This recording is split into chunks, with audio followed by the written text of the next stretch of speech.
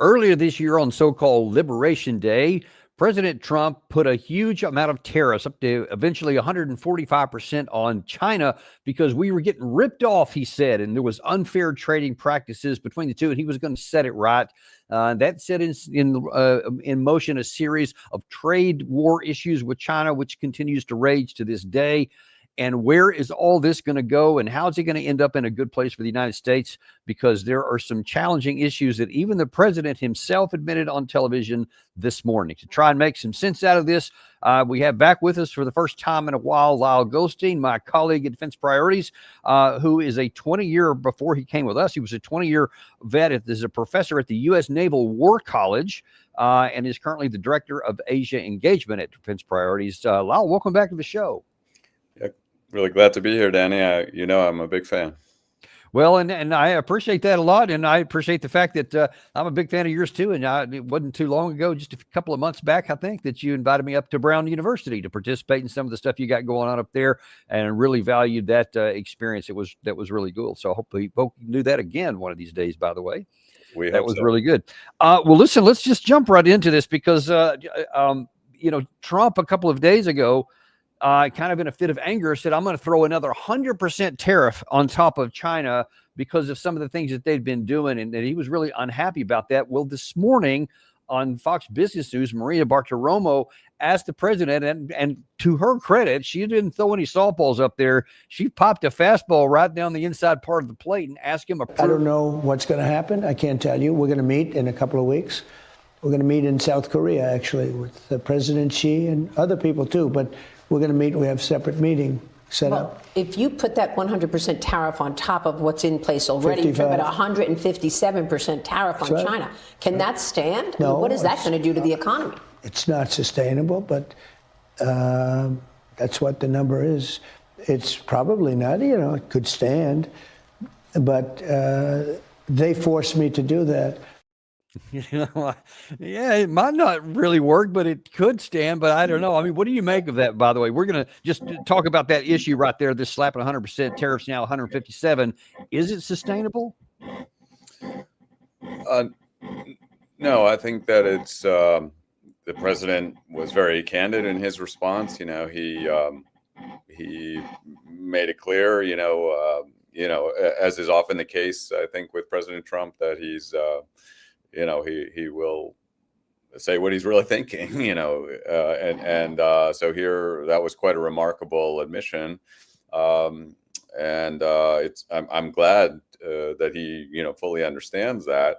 To me, it's quite clear this is part of a bargaining situation within an escalation spiral, which is really troubling. I mean, you're a national security expert, as am I, and when we see this on the economic side, of course, we think, oh, wow, this could happen with really dangerous weaponry as well. So that's, we're all worried about this. I think, just even watching the stock market, and I think, today everybody is a bit reassured that we're unlikely to go off this cliff. But this is, Danny, it's very troubling from what I've seen over the last week. And, I will say, I think for many China experts, this is a bit of a surprise.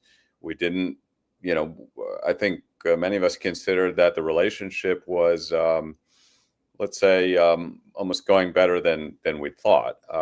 And so this, this week has been a major setback, resetting, if you will, our expectations. I had high hopes for the meeting coming up at the end of the month. I think we'll talk about that, but I think now I'll just be happy at this point if they shake hands and don't grimace. Well, I hope that doesn't have any market ramifications as well. Let's talk a little bit about how we even got here, and let's kind of start off on Liberation Day, because I think for many people who are watching, I don't know where you fall in this range here, but many people didn't really expect that Trump was going to go in really heavy with this big tariff on China. Apparently they knew some tariffs were coming, but I think it caught a lot of people by surprise how big the tariffs were on China, even though Trump had always said we're getting ripped off and all this stuff really for decades, even before he began running for president. So it wasn't a shock. But were you surprised at the number going back to Liberation Day? I was not surprised. If we go back to the first Trump administration, which was very tough on China, I think, unfortunately, I have to say, appraising the work of the first Trump administration, I think that put us really on the wrong track in terms of U.S.-China relations, and that included on the economic side. Let's remember, I mean, if we were to pick a date when the U.S. trade war and real frictions began, I would go back to sort of, I think, 2020 timeframe when we, more or less outlawed the major Chinese company Huawei and said we don't want to have anything to do with it. So anyway, I wasn't terribly surprised back in the spring. This was kind of, I've met Peter Navarro. I'm familiar with his shtick. And I have to say, I think he's really wrongheaded when it comes to China. But seeing that I was happy that a lot of China hawks did not make it into the second Trump administration. I'm talking about, Mike Pompeo, Pottinger, and all that crowd. But unfortunately, Navarro has been instrumental, and I think he's been pushing this tariff line. And of course, China was going to be at the top of the list or near it anyway. But we all know what happened there. Right. So that ended up it ramped up to initially or ultimately 145% tariffs on the United States, just tit for tat going back and forth. China capped out at 125%. And I think everybody recognized, okay, that's not going to work. You can't be sustaining that on either side of the equation. So then they came back down into a so-called truce in the May timeframe where it came down to about a 30%. And then on China. And then we said, all right, well, let's do some negotiations and figure this out. So at the time in May, now when we got back to this so-called truce, did you have some hopes that it would then settle into some kind of normalcy that both could live with? Yes. I mean, we've seen this, I think, several times in the Trump administration and others too. But I mean, a kind of a shock to the system. Let's say, you and I are both realists. Reality bites. When reality bites, and I think the president and his advisors became acquainted with just how tied up the two economies are. How if we take China down, we will go down with China. And once they come to that understanding, and so many business leaders complaining, I think it was only logical that the U.S. would pull back from there. Now, look, we have many legitimate gripes with Chinese trade practices. We can talk about those, and we should. But to me, the overall picture is one where we're mutually dependent. So we have to, the interdependence is there. It's a normal thing between major countries, between two superpowers. And it's actually, I think, certainly from the international security perspective, it's quite a good thing. It means. Now, let me ask you this. One of the central complaints that Trump has always had is that we're getting ripped off, and it's an unfair trading practice because of the trade imbalance that certainly favors China, et cetera. But there is a school of thought that said that's not just by virtue of its existence, this trade imbalance, a bad thing for the United States, because there's pros and cons to it on both sides. And some argue that it kind of worked for us and it was okay if it was that way. It's not like a big time negative, that somehow if those things had come into equilibrium, that would automatically be better for the United States. Where do you come down on that? Well, I guess I take kind of a middle position, which is that there are some things probably that are really wrong with the trading relationship. I think that the exchange rates for a very long time have been messed up. That is, they create the renminbi, the Chinese currency, or the Chinese yuan is really undervalued all on world markets, and China enjoys major trade advantages by being able to sell so cheaply across the world.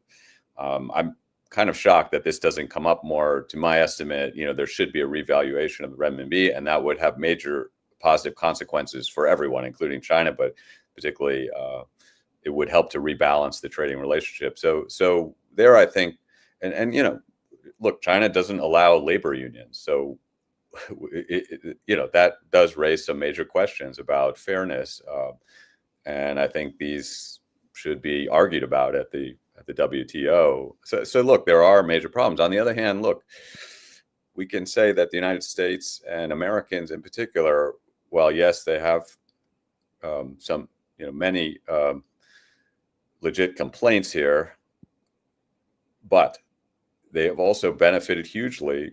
We all spend a lot of time at Walmart, and we have for the last 30 years. And there's a reason for that. It's full of cheap Chinese stuff that has made our living standards higher. So we have both benefited, but also clearly some American communities have taken it on the chin, and we need to rethink, certain issues going on in various industries. But look, American manufacturing continues to be highly valued in China. I know Boeing has been in bad straits, I think, of the last few years, but fly around China on Boeing planes, and Boeing has done extraordinary things in China. So if we, take a kind of win-win approach to the two economies, I think we'll see that we just, you don't got to like China, and there's a lot that's wrong with China, but we do have to find a way forward to get along with them. And I didn't mention American farmers, but American farmers have hugely benefited from the China market, and they are really suffering now. I heard one commentator called it Farmageddon. Think about that, Farmageddon. Yeah. I've seen a lot of problems in the farming industry, and this Argentina stuff is kind of playing into some of that, but we'll get into that at another time. So this truce happened in May. We were trying to negotiate a final deal, and then, according to the Trump administration, China then upended all that on, I think it was the 9th of October, with these export controls that they threw on. And this article here in the New York Times talked about some of the significance of that. They said that the China government announced on Thursday that it was escalating its curbs on exports of rare earth metals. The rare earth rules could scramble the supply chains of some of the world's biggest companies, including NVIDIA and Apple. Rare earths are essential for the production of many computer chips, which are used in everything from smartphones to artificial intelligence systems. Rare earths are also used to make the magnets that produce the electric motors in drones, factory robots, and actually also you can even add in some military aspects for some of our high-tech stuff, like some of our fighter jets or so. What do you make of what caused this? Why did China do this? And how significant is this that they're putting curbs on rare earths for us? Mm-hmm. Yes, well, it's extremely significant. And by the way, you mentioned how some of these rare earths go into the U.S. defense industry. I think that's exactly right. And you mentioned fighter aircraft. Yes, the part of the armed forces that I tend to focus on, having worked for the Navy for 20 years, I'm very concerned our submarine production could experience problems as a result of this, because apparently, Virginia class submarine that we're building uses a lot of these. So there seems to be a high reliance. And it is notable that in the Chinese restrictions, they said specifically that they are not going to allow the sale of Chinese rare earths into foreign defense production. So, they seem to mean, that they are overtly, if you will, targeting our defense industry, which, has a lot of people riled up on our side. Okay, to your question, which is really the question of the day. Certainly among China experts are really scratching their head on this, and I've heard some debate, but I'm working on kind of three theories here. Well, I think one would just looks immediately at what has been going on in September, and said that there were some new restrictions that came down on the American side, as far as like new restrictions on American companies exporting to China. So that's one theory, and I think the Chinese have said that was the main trigger. However, I'm a bit dubious about that, partly because I think that these it's clear to me the scale of the restrictions planned on the Chinese side as far as controlling rare earths. It seems to me a very ambitious, large-scale effort that will impact not just the United States, but countries all around the world. And that makes me think that this has been in train for some time. Now, if we look to the longer term, I'm looking at two triggers really. Well, one, and there was a great New York Times piece that was in the paper today on October 17. The title was, "With Mineral Clampdown, China Seeks to Beat U.S. at Its Own Game." Think about that, beating U.S. at its own game. And this is the first real admission I've seen in the mainstream U.S. media that basically China is doing back to us what we've been doing to China for the last 5 years. What comes around goes around, Danny.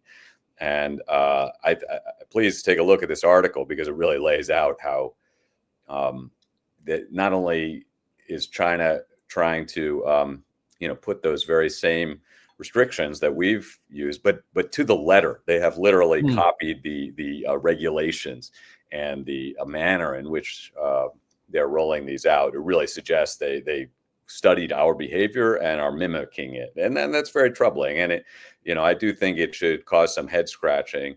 As a specialist on U.S.-China relations, I say, we're looking for equality. We're looking for two great powers, two superpowers, to have an equal relationship, not one wagging its finger at the other one.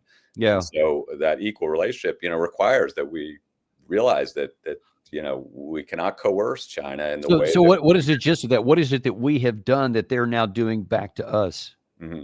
Well, again, I mentioned this all started back in 2020 with Huawei, right? And we said we don't. We're worried about this company. They seem to be infiltrating all of our IT networks. We don't want to have anything to do with them. But then we even took it a step. It's one thing to say, well, okay, no Huawei in U.S. government networks. Okay, that's completely reasonable, and I don't think anybody would oppose that. Even the Chinese would say, fine, But then we took a step further, said we don't want Huawei to operate in the United States. Period. Well, that's going. That's if not declaring war in a trade war, that's pretty close. But then, Danny, we took it a step beyond that and said none of our allies can work with Huawei, and we don't want to, we don't want to work with countries that work with Huawei. And that, to me, that it's that kind of bullying behavior that not only trying to ruin Chinese companies, but are trying to ruin their whole worldwide markets. Yeah. And then, of course, it went a step beyond that, where like with this whole thing with chip restrictions. But Danny, if you get one more second here, there is another theory here, which is my sort of primary operating theory on why this happened. And I think it has to do with shipping myself, because the timing looks exactly right.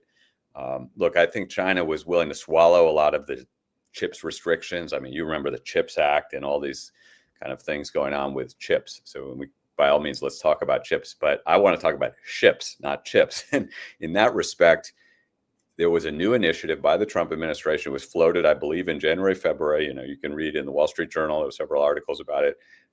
It got more serious in the spring, and now this initiative has come to fruition. And the idea, Danny, in a nutshell, is to put very heavy charges on the docking of ships, of Chinese ships in American ports.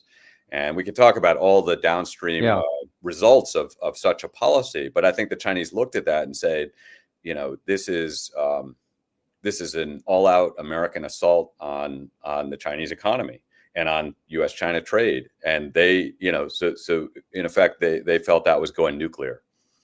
And Gary, can you throw that full screen up that we had with the call out on that very topic? As a matter of fact, that was one of the things I was going to ask you about.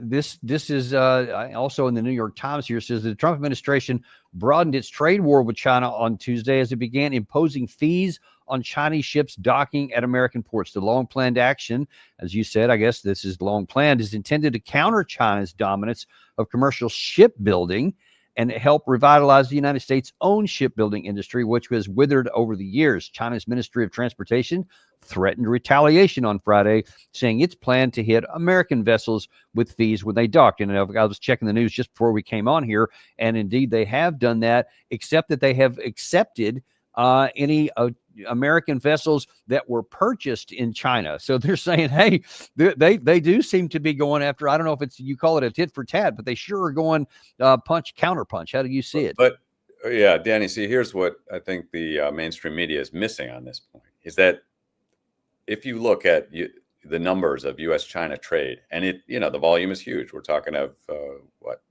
almost $600 billion a year. It's an enormous amount of trade going across the Pacific. okay, it's going across the Pacific in what kind of hulls? Not in American hulls. There's almost no American shipping companies. I mean, some of the ships may be owned by Panama or something like that, but a lot of it is going in Chinese hulls. But the point is, the United States has no shipping or really commercial shipbuilding to speak of. Now we build naval vessels. We can talk about that. And there is I worked for the Navy. There is a Navy angle on this. We can explore that if you want, because here's where kind of national security and economic and the trade war kind of overlap here, and we should consider that. But I think for China, this was, if not the nuclear button, it was a sort of tactical nuclear button in this trade war. And I believe, looking at the timing, it makes a lot of sense that this is what set off the really very hard-edged Chinese response on the rare earths. And again, I admit this took me quite by surprise, partly because I thought other aspects of U.S.-China relations were going pretty well. And, so I'm quite, I'm very disturbed at this new direction in part because, and I take it we'll go there, but this could have spiraling results into the realm of national security. Okay, so let's go down that path here, because there's something that I think is puzzling to me. As I understand, you correct me if I'm wrong on the numbers here, but China has like over a 200 times, not percent, but times advantage over the United States in shipbuilding capacity. Is that accurate? Yes, I think it's more like 230 times. Okay. According to CSIS. Somewhere around 230 times more. So if you're going to take action today that's going to impose docking fees on Chinese in order to stimulate American shipbuilding, I mean, you're going to have to, this is you correct me wrong if I'm here too, since you know the ship stuff a lot. It's going to be like probably a more than decade, maybe multi-decade process to even expand our capacity if we put a lot of focus and energy on it today. But that's not going to alleviate whatever's going on with this docking. How are those things actually connected in reality? Well, that's what I find so upsetting here is it doesn't seem to be a lot of thinking in realistic terms. And while it may sound good, like let's give an injection, let's give some adrenaline, say, to the U.S. shipbuilding industry through these measures, and perhaps that is warranted in some respect. I mean, after all, it's not quote fair that all this trade goes on with Chinese ships and no American ships. So okay, I'll grant you there's something there, but as you noted, the disparity is such that it's really at this point almost worth saying, is it, let's say we can move the needle from, let's say 0%, which I think it is today, or less than 1% certainly on American hulls, to 3% or 4%.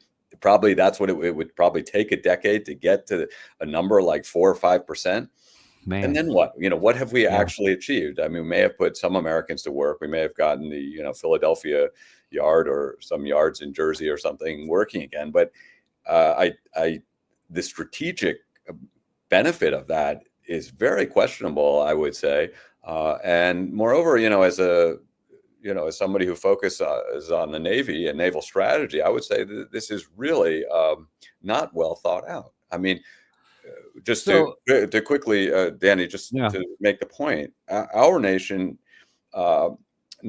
we are not great at this point at building surface ships. It's just a fact that we've had kind of mistake after mistake, and we are missing, whole groups of ships like frigates. But we are very good with what I consider the coin of the realm in naval power, and that is submarines. So we should focus on submarines, maintain our focus, and not get sidetracked on what I consider to be secondary or probably even tertiary. And moreover, because the way that naval strategy is going, just like every other domain of national security, is going toward drones. And so if we focus on drones and submarines, we'll be just fine in the Asia Pacific, and our naval power will remain very formidable.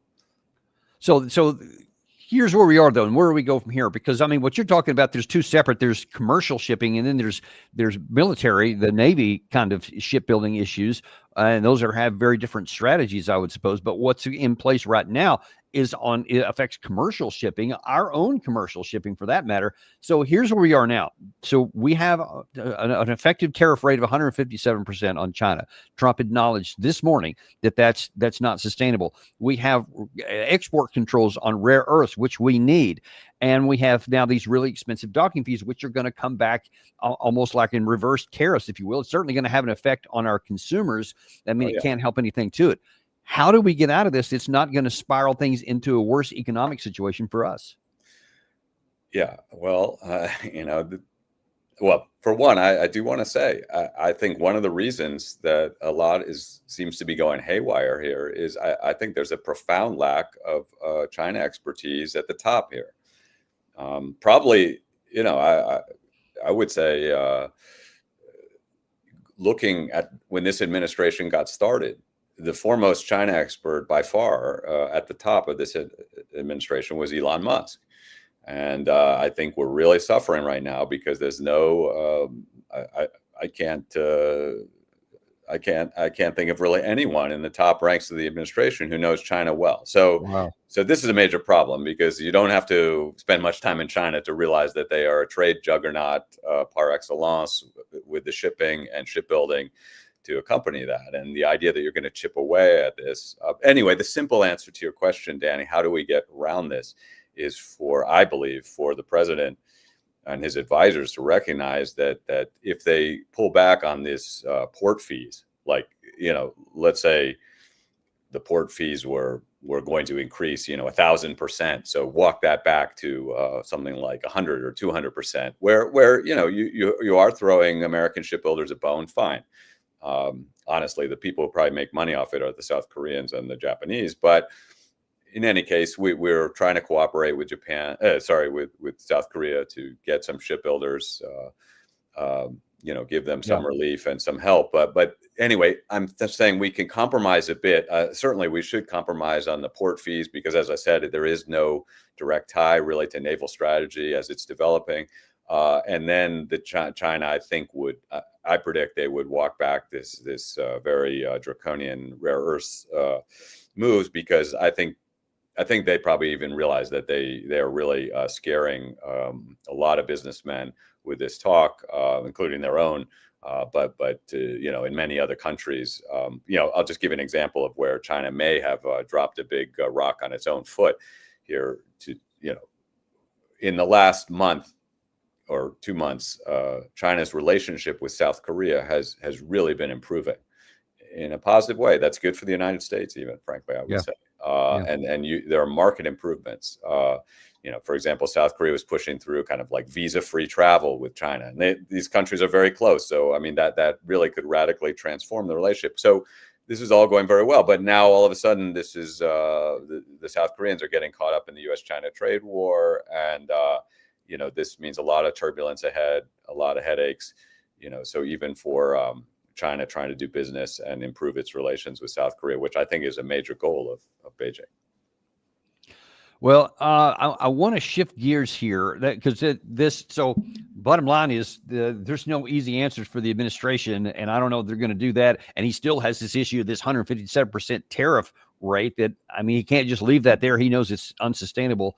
I don't know that anybody knows, probably even within the administration, but we'll leave that for the moment because that's something that's still going to be unfolded. Concurrent with all of that is the national security realm. Now, you have just published something at our parent defense priorities, target Taiwan prospects for a Chinese invasion. Actually, that's part of a larger series you just posted here. If you could put that link up to the first one there, and we'll throw this in the description section for anybody who wants to find it, or they can just Google it, defense priorities, target Taiwan.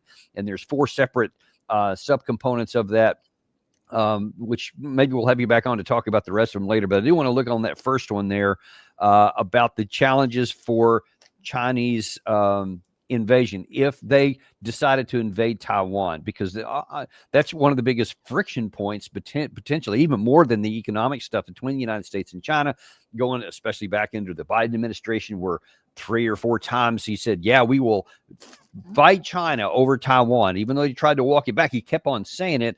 And this administration has been cooler on that, but not cold. And so it's still an open question whether we would or whether we wouldn't. One of the things I think you looked at here, and you can actually set this up here, that if anyone's considering that, we need to understand what the cost would be. Yeah, that's exactly right. And, I think I would say that, Danny, the real purpose of all of these studies, and there are 5 of them actually altogether. One is yet to drop, but I see you've focused on the first one. Yeah, great. But if I were to give a title that kind of like encapsulates the entire series, what are you trying to say, Goldstein? I am saying that the costs of this war, the risks of this war that we can envision are just stunningly bad for the United States and for China, but across the board, of course, for Taiwan, which probably would be destroyed, even much worse than Ukraine has been destroyed. So, what we're looking at here is something so devastating. I call it the most dangerous spot in the world, although I don't like what's going on in U.S.-Russian relations either today. Yeah. But to me, this is extraordinarily dangerous. The 2 superpowers, and I do call China a superpower in a way that I think Russia and maybe arguably the Soviet Union was never a superpower. Right? China has this incredible economic heft and economic strength and national security strength are tied. So if China wants to build up a force of 5,000 or 10,000 nuclear weapons, they can do this in over the next decade, and they might. I think they're scratching their head and thinking it over. I do discuss in detail, not in this first of the series, but in the second of the series, I discuss the nuclear risks. That's in that second paper. I have a long section detailing how there is a rapid nuclear buildup going on in China, and they're responding to what they consider a huge threat from the United States. But the first, there's the second of the series. The first paper, which you were looking at before, that one looks at what would happen if China attacked Taiwan and there was no American intervention. To summarize, I think it would be very bloody and very costly, but ultimately China would, I think, prevail reasonably quickly, probably within 2 months over the island. But the second paper then looks at what would happen if the U.S. intervened directly.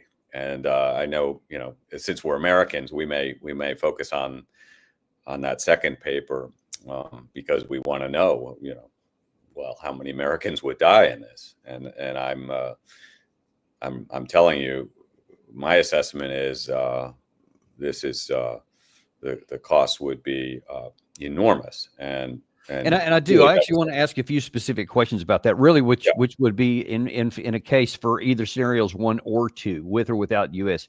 Some of the points that you bring up here, which I don't think is really understood to a lot of depth for people outside of Taiwan or Chinese experts, and that is, you said geography matters, and geography on the land and on the sea. Because these wars would take place on all 3 domains. And one of the interesting things you point out is that on the land, unlike, say, in the Russia-Ukraine war, which includes quite a lot of armored vehicles to include drones and everything else, but a lot of armor is involved here. But you said this one would be much more a infantry-centric fight. Why do you say that? Yeah, well, and here my analysis departs from a lot of others. I think Stimson just had a study which focused a lot on the challenges that China would have in getting enough tanks onto the island, and they talk a lot about Taiwanese geography. But my interpretation of the battle space is very different. And if you look at the topography of Taiwan, you'll see that it has enormous mountains. And about 2/3 of the island are just these enormous mountains, which clearly are not, that is not, I don't have to tell you, Danny, you're the former armored officer, so well, but tanks are not, that is not amenable to tank warfare. So the actual area in Taiwan where tanks could be used is relatively small. It's kind of a strip about 100 miles long and 30 miles wide, and that's being kind of generous. So, and it's cut by these deep rivers that have all kinds of bridges, which probably would be dropped pretty quickly in a war by both sides, frankly. But the point is, and most of that area, that sort of Western plain, if you will, which is not very large, it's mostly urban terrain. Taiwan's one of the most urbanized areas in the world. So, the bottom line is, I don't think that armor is key to the campaign. I don't think China sees it that way, and that changes the whole approach to the landing. And that's where I think a lot of analysts Right. are wrong. And then that's where I wanted to go, because you cover, or at least pay attention to the Russia-Ukraine war almost as much as I do, and I think that's really important. Why I was interested in having you on this topic here, because you were looking at both sides, and because you speak and read both Chinese and Russian, you're able to look at what they say on each of these sides. And what I think we have seen from February 2022 up to the current time is that both the Russians and the Ukrainians have recognized that large armored formations are just no longer feasible because of the drone situation, whether that's bomber drones or certainly the FPV drones and the fiber optic drones, et cetera, these big Baba Yagas, et cetera. You still have to have them. They're important, but now then they're much, much less important, because if you mass them, we've seen them everywhere, Russian or Ukrainian, they're going to die in large numbers. So it seems to me that perhaps, and this is more of a question than a statement, that the Chinese may be recognizing that and say, why even worry about going over there with a lot of armor that you can't really use anyway, because drones are going to be an ever present. So if you go in primarily on the ground with infantry, and you can get them there in any number of ways, that's a lot less of a challenge than trying to get a bunch of armor over there, which may not do any good anyway. How do you see it? Yeah, that's exactly right. There are a lot of benefits to going with a infantry-centric focus. And I mean, the most obvious benefit is getting them ashore. I mean, it's a lot easier to pile a bunch of guys into a rubber boat and send them in where they can go into the shallows, and they can go in these very high-speed vessels. By the way, that's the doctrine I believe our amphibious forces have gone into. Smaller, they're more dispersed, where somebody who's sitting there with a javelin or something has to think, is it really, is a little rubber boat with 6 guys worth this javelins? And then there are 500 or 1,000 of these little rubber boats coming at you, which are in turn set in the water by 5,000 or 6,000 fishing boats. And I think a fishing boat is pretty well equipped to do that kind of thing. So, I mean, there are a lot of advantages just for getting them ashore. But then once they're ashore, look, if you're using basically light infantry, guess what? You don't need all that gasoline. And well, I'm talking to an armored officer, but I do indeed. How many gallons, does a force of, a brigade of tanks use, or a company in 1 day of intensive combat? I mean, it's immense amounts of fuel. It's enormous. And I mean, people often talk about D-Day in this context, and please remember, yes, we did bring tanks ashore, and yes, that American tanks were and British quite useful on the North German plain, coming across France and into Germany. But that was a very different battle space than the one that in the Taiwan circumstance. They're literally just pushing 20 miles inland. That's it. It just doesn't have. Taiwan is completely lacking in strategic depth. So yes, I think China has been watching Ukraine continuously, and boy, I watch Chinese military news pretty much on a daily basis. I could tell you they are working very hard on all aspects of infantry combat, in particular urban combat. And what about the sustainability of it? Actually, no, before that, let's get to the Taiwanese side of that equation, because many people have said that they have some version of a porcupine theory where they want to make it so costly for China to come over that they would be deterred from doing so eventually. But then I've seen also other analysis that says, yeah, that may be in theory what they want to do, but the quality of the Taiwanese soldiers, they're not highly motivated. They have a hard time getting enough people even to show up for duty, et cetera, that many of them don't even think that there actually would be. And so the question is, how effective would the defending infantry force be in defending should China launch a concerted attack? Yeah, there are a lot of questions here. Now, look, if you study Taiwan's defense over a period of decades, you'll see for one, they haven't worried about it too much. That comes for a variety of reasons, but I think the 20-year average is something, maybe slightly over 1% of GDP. So first of all, they're not spending very much. And what are they spending that money on? Frequently, they've spent it on, importing fighter aircraft from the United States. And I will tell you, I think many strategists have come to the conclusion that those fighter aircraft are going to be absolutely useless because those runways will all be destroyed. So now the Taiwanese Navy has also gotten, considerable investment, and they have some frigates, and even are now building a submarine, I guess, which has some problems, teething problems. But again, China, it's well within China's capability that both the Taiwan Air Force and the Taiwan Navy would just literally be destroyed for the Navy. It would be destroyed in port.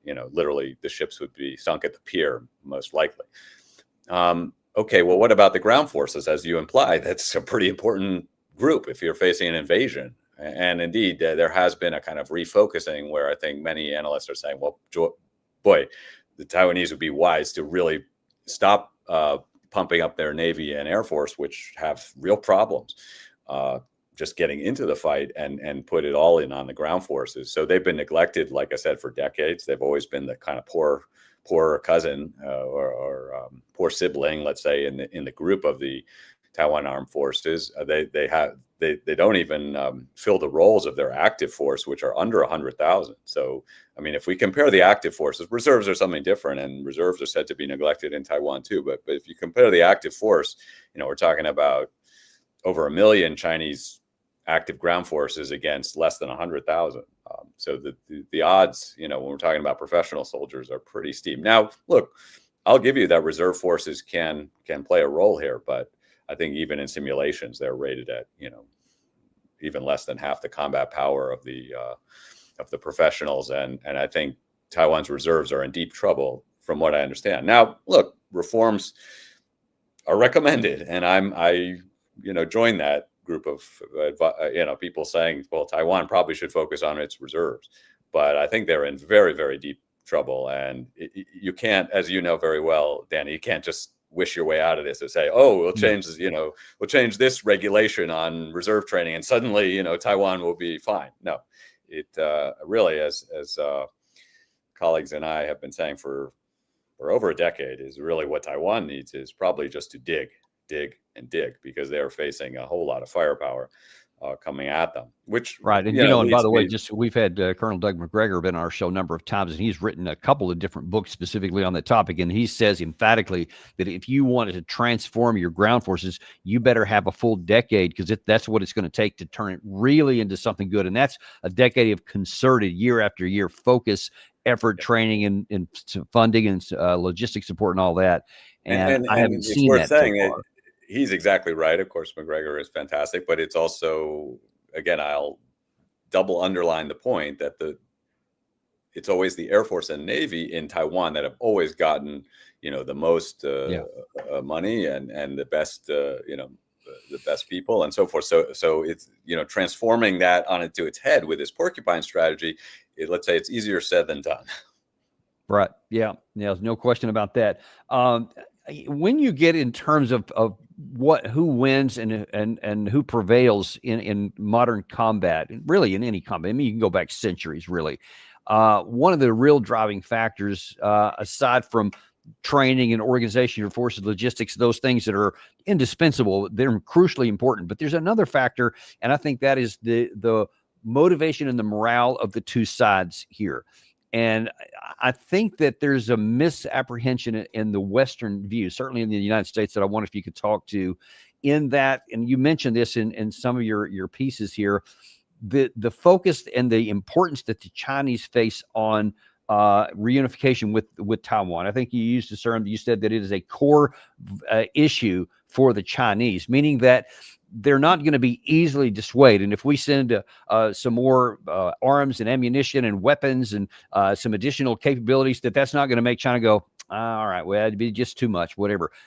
How important is it to the Chinese to have eventual reunification? And if it comes to fighting, will they just say, we will go all in no matter what it takes, or can they be dissuaded by cost? Well, I'm going to say very clearly here, and again, I'm a bit of a radical in the China field. I think there are many analysts who think, well, if we make the cost too great, then China will stand down, if you will. But I don't see any evidence of that. Quite the contrary. To me, all the evidence points the other way, and that this is a very, very deep obsession. That is in the DNA of the Communist Party of China, but also very much within the leadership, that they consider this to be probably the most important issue, certainly in the top 1 or 2 or 3 issues for how they consider their whole identity. And this is why I often point out, because comparisons are made all the time with the Ukraine war, and some of these comparisons are appropriate, but most are not, frankly. I mean, just keep in mind that Taiwan is about almost 20 times smaller than Ukraine, which that's an important. Says a lot right there. It does. Right. And they don't have a whole bunch of friendly nations on their border that can just drive stuff in and out here. That's kind of important too. But getting back to your morale point, which I do think is essential. Look, you and I completely agree that is much more important than any weapons technology, or may even be more important than geography. Even that is the morale. What is the motivation of your fighting soldiers, airmen, and sailors?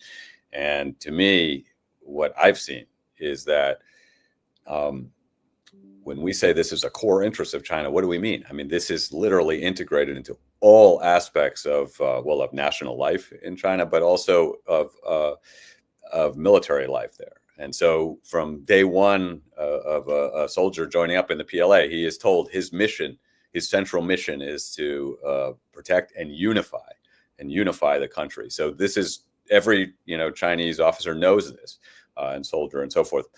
Now compare that to Ukraine. Even the Russian soldiers going in initially, they themselves were confused about what they were doing.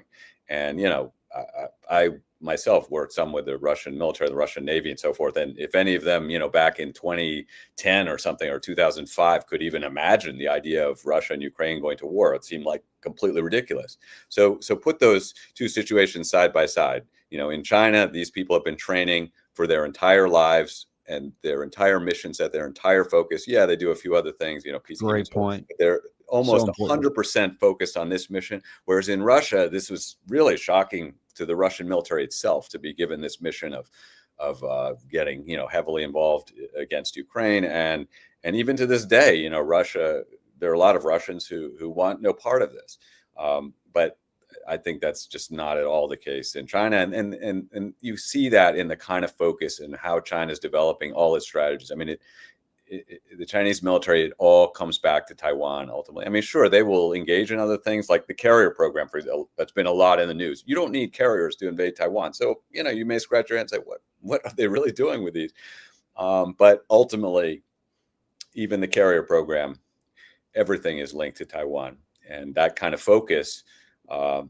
That laser-like focus, I think, will certainly carry the day, and that's why Americans would be very foolish to underestimate China's intent and even the morale of the PLA in a war. Yeah, and let's pray to God we never find out, that this stays in the academic realm and that we just can talk about it and never have to observe it. Listen, in the amount of time we have left, you mentioned the Russia-Ukraine war. I do want to go to that because that's in the news today. And yesterday, where President Trump announced, first of all, yesterday, that he had a phone call with Vladimir Putin, and he's setting up a high-level delegation this coming week between Sergei Lavrov and Secretary of State Marco Rubio. And then that's hopefully going to set up some conversations and a meeting possibly in Budapest, Hungary, between Putin and Trump himself to bring this to an end. But Trump said in his Truth Social and some other commentary that, I think we have a good chance to get this solved. It's unclear what substantively changed from Alaska, but that's what he said yesterday. Well, also yesterday, we had the vice president who had seemed a different view. He says no matter how energetic the diplomacy of the president of the United States could get people to the brink, ultimately it takes two sides willing to make a deal. And right now, for all our work, the Russians and Ukrainians are just not at the stage where they can make a deal. I think there's a fundamental mismatch of expectations where the Russians tend to think they're doing better on the battlefield than they actually are. So two parts there. First of all, what do you make of the seeming discontinuity between what the president of the U.S. said and what the vice president said about the readiness to make a deal? Mm-hmm. Well, I'm I'm trying to see all sides of this, and I'm certainly listening to you and McGregor and Mearsheimer and experts like that, and trying to get battlefield reports. And I'm fully convinced, partly because I'm a regular listening to your show, that that Russia has all the military cards here, or almost all of them. And so it's to me, we are in a very delicate situation here, where things could get much, much worse. Look, I do think the Ukrainians and the Europeans and the West, we're not entirely, that is, there are some cards to play. I do think that my observation is that Russia wants more. They want a clean victory, and they're not that far from that. So that is kind of tantalizing, I'm sure, for President Putin. But on the other hand, they know that to reach that kind of state where they're in a kind of the clean victory, where they get everything they want, a full loaf, if you will, would still be incredibly costly and also quite risky. Let's face it. So, because a lot can go wrong between now and then. So even though things are going Russia's way now. So, and I fully agree with your analysis that the trends, clearly do favor that as we see them now. But so let me specifically ask you, one of the things I've seen a lot of the pro-Western camp is saying that, listen, it was Trump's threat to bring Tomahawk cruise missiles into this and these huge economic sanctions that he had promised. That's what brought Putin to the table. That's why he's willing to talk now. So now here we can make a negotiated settlement. If that view is correct, then coming out of these meetings, there's going to have to be some pretty big gives on the Russian side. And as you just said, I don't see any compelling pressure on any of our side or in Trump's hands that would compel Russia to actually give in on its core requirements that they've had since really April of 2022. How do you view that? Did that bring Putin to the table? Or if not, why are they coming together to talk again after nothing happened in Alaska? Well, I think on the Russian side, and I spent a lot of time, just as I spent a lot of time in Chinese media, I am trying to watch a lot of Russian media as well. And I listened to you had Gil Doctorow on recently, and he said, you got to watch Russian TV. And the thing that's interesting, if you watch Russian TV, is that they talk about the war 24/7 with real experts. So you can learn a lot from that. Whereas our side, we talk about it for, 5 minutes on the news, and it's, there's this like huge disparity in information and the quality of analysis. So there I agree with Dr. O that we need to pay attention to what these people are saying. But yeah, I mean, look, the incentive on the Russian side absolutely is they want to talk and keep talking. Now, you could fairly say that this is, talk, right? They're not actually putting things on the table. But as you and Mearsheimer, McGregor, and have all said, over and over, that they don't really have to put things on the table. They're in a commanding position. Agree with that. So my estimate and my prediction here, I don't expect any big breakthroughs. So there, I guess I agree with Vice President Vance that probably, the truth is this war isn't likely to end anytime soon. However, if I were counseling the White House about an approach, that is, how could you stop this war? If that's really the goal, like, let's stop this war, not tomorrow, but in a month. Could it be done? I think it's a very small probability, but how to do it? It would be to make some offers that Putin could not refuse, and that's, these are, I call them, I say, we need to give the Russian side some carrots, and they need to be big, fat carrots and juicy carrots. Now I know that's, that kind of talk is anathema for European leaders and for Trump. But if you really want this war to stop, that's where we need to go. I have a few ideas on that, but just to float one or two, there are these cities, Kherson for one, and I think Kherson was in the news in the last 48 hours for some Russian landings that were happening around Kherson, but also Kharkiv, for example. Now, I wouldn't even talk about Odessa, but let's talk about Kharkiv and Kherson for a minute. And I would just say, if the West, if the White House is serious about stopping the war, then put those on the table. Say, President Putin, you can sacrifice 100,000 soldiers to get these two cities, or you can have them now. But if you're going to have them now, you got to, we're going to have to come to agreement now. And yes, I do think peacekeepers, wherever they're from, maybe from India, maybe from China, we can talk about, or Brazil or something. I don't think President Putin is going to accept peacekeepers from Western Europe. That's right for sure, but almost for sure. But in any case, you have to put some carrots on the table, and these have to be hefty, because the Russians have the, as you've always said, they have the resources, and now they have also the momentum. Okay, so let me throw in there that there's always a carrot stick. Well, in this case, I think you would need a baseball bat, not for the Russian side, but in that scenario, you might need it over for the Ukrainian side, because Volodymyr Zelensky, he ain't interested in any carrots for Russia. He's only interested in baseball bats and tomahawks to compel them in both the economic and the military realm here. Yeah. So is there any theoretical possibility that Trump could get not Putin to agree to that, but Zelensky? Well, that is very difficult. But as you know, that's a political problem. And I think I have to imagine that this has already happened, but I think Trump and company, it was done already in the spring, right, with the famous conversation where Trump and company read them the riot act. Of course, Zelensky does have support in Europe, so he's not entirely powerless here. And the Europeans, in my view, do, they don't have a lot of resources, but they have some resources. So it's not, so yeah, this war probably, let's face it, will continue to go on. Will it go on for another 5 years? I sure hope not. Although, think about the Northern War that Peter the Great fought for, I think, 20 or 21 years. So, that's, we all know. In fact, Putin has explicitly said that is an example for him.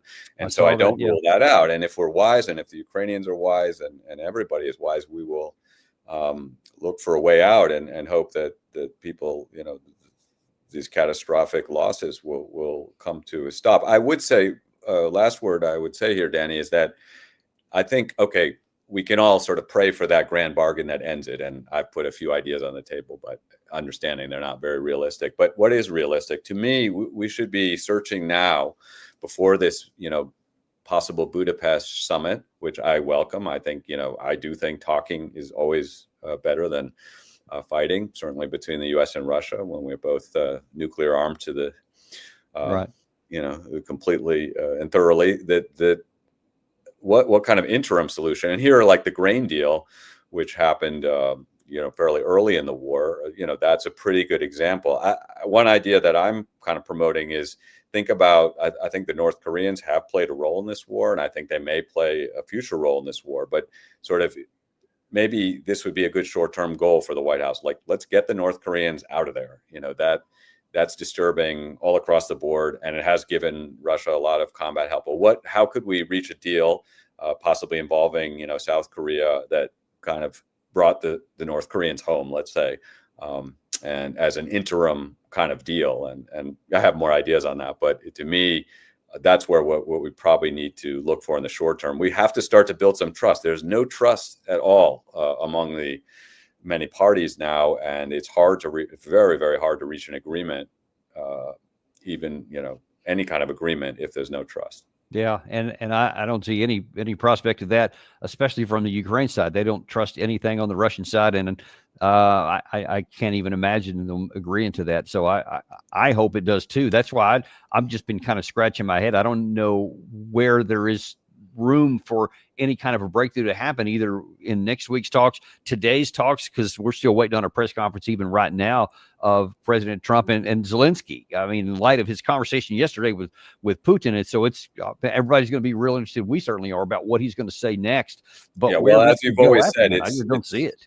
Yeah, you've always said, and Mearsheimer and everybody, that it's, what happens on the battlefield will determine what is possible. So that I think is absolutely clear. The only question in my mind is, have the leaders in Brussels or in Kiev, are they attuned to the realities of the battlefield? And unfortunately, and maybe that's true for the White House too, are they realizing just how difficult the situation is? By my count, the Russians have surrounded the Ukrainians in 5 different places, and it's not clear whether the the front will break at the top of the bottom, but it is cracking as I think we're observing. Let me ask you one final question on the way out, because you mentioned early on about the importance of morale and motivation and what drives you, et cetera. And you talked about how the Chinese, that's all they've been thinking about for decades about here. And when the Russians started, they couldn't even imagine it just, a decade before. That's wasn't even on their mentality. But if it wasn't on there at the beginning, it certainly seems to be there now. And since you are really tuned to Russian television and popular opinions, et cetera, it seems to me that they are now fully in a position to where there's no way in hell that they would not go through until they have a victory, whether it's on the diplomatic front or on the military front, but it has to be on their terms or they will consider it a failure. How do you see it? Yeah, it's a really interesting question now, Danny, and understanding, the shape of morale on both sides of the line. I mean, my sense is that on the Ukraine side, there's immense fatigue and sadness at the huge losses that have occurred. But I do think some of that is also true on the Russian side. And I think that partly explains why, because you and I and others for many years have been kind of wondering why, it seems like the front is very weak, that Russia could massively exploit some of these breakthroughs. But I think one reason that Putin has adopted this very much go slow, nibbling kind of approach to the war is very much that he is not ready to take, the enormous casualties that would result from making, kind of giant, as we like to say, big arrow thrusts into the rear. Yeah. That would just be incredibly risky, and the losses might be very high. So he's kind of contented himself with this approach that is kind of where casualties are much reduced. But again, I want to contrast that with the Chinese case. I do think if it came to war over Taiwan, that China would go into it accepting that they may suffer 1 million casualties, and wow. They would be quite comfortable with that. So that's a kind of a sad a commentary on where they're at, but mentally they are prepared. They understand that the losses would be immense, and that's why a lot of people say, well, China would never do this because the cost would be huge. And I say, yeah, the cost would be huge, but and they may be. Yeah, well, but whereas I don't think the Russians are at that point. Partly it's an issue of demographics. Russia has even before the war was in a kind of demographic problem, and arguably China is too, but not to that. China does have a few more people. They do indeed. You know what? So they can have a different viewpoint on that. No, well, listen, right. I really appreciate you bringing a lot of clarity on all these issues here. And again, we refer people back to this new series that you have published, Air Defense Priorities. It's going to be in the description field below. We'll have that put in there, and you can just Google it and find it. We appreciate that, and we'll probably have you back to talk about some of those others in the future. Wonderful, Danny. Yeah, I'll love to come back.